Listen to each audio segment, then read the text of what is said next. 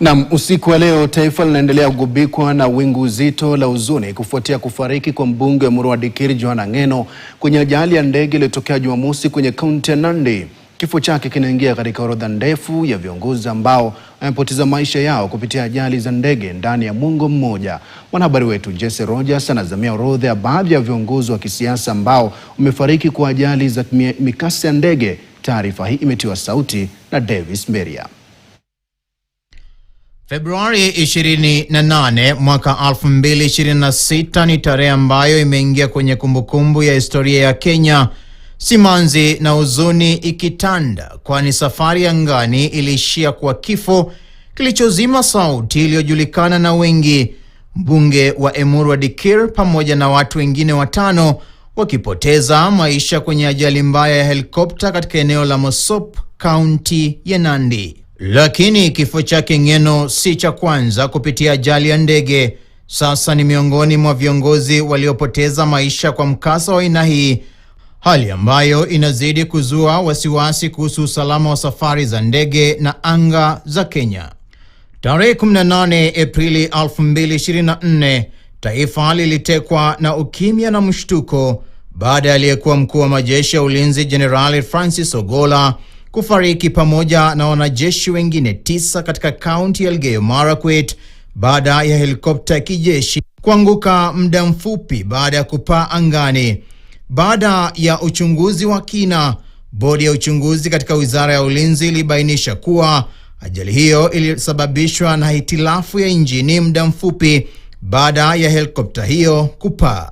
Itakumbukwa kwamba mnamo tarehe 10 mwezi Juni mwaka 2012 aliyekuwa waziri wa usalama wa ndani Profesa George Saitoti na naibu wake Ora Ojode walifariki kwenye ajali ya helikopta ya polisi katika eneo la Kibiku ndani ya msitu wa Ngong walipokuwa wakielekea eneo bunge la Ndhiwa kuhudhuria hafla ya kuchangisha pesa. Hata hivyo, vifo vyao vilizua maswali mengi, kwani wakati wa ajali hiyo uchunguzi kuhusu wafanyabiashara wa dawa za kulevya ulikuwa unaendelea. Ila baada ya tathmini, tume ya uchunguzi wa ajali hiyo ilibainisha kuwa mabadiliko ya dakika za mwisho ya marubani na hali mbaya ya anga ndiyo iliyosababisha ajali hiyo.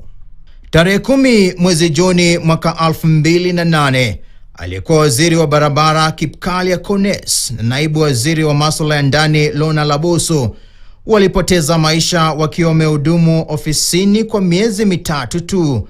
Ndege yao ndogo aina ya Cessna ilianguka kwenye mlima kaunti ya Narok kutokana na hali mbaya ya hewa na rubani kutofahamu vizuri eneo hilo. Tarehe 10 Aprili 2006, ndege ya kijeshi iliyokuwa imebeba jopo la kusuluhisha migogoro baina ya jamii nchini ilianguka na kuwaua wabunge 6 pamoja na askofu 1.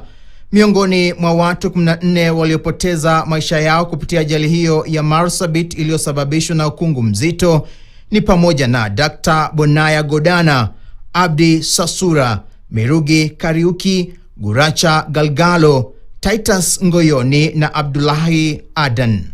Tarehe 24 mwezi Januari mwaka 2003, mwezi mmoja tu baada ya serikali ya aliyekuwa Rais Mwai Kibaki kuingia madarakani, ndege ya kukodi iliyokuwa imebeba viongozi wakuu serikalini ilianguka muda mfupi baada ya kupaa kutoka uwanja mdogo wa ndege wa Busia baada ya kugonga nyaya za umeme. Waziri wa leba wakati huo Ahmed Khalif alifariki kufuatia ajali hiyo, huku mawaziri 3 wakiripotiwa kuwa katika hali mbaya, wakiwemo waziri wa utalii wakati huo Raphael Tuju, waziri wa maji Martha Karua na waziri Lina Kilimo. Huku uchunguzi wa ajali hizi ukiendelea, familia nyingi zimeishia kusalia na uchungu wa maswali mengi kutojibiwa pamoja na usalama wa usafiri wa angani humu nchini. Na tusonge mbele mtazamaji. Mzozo wa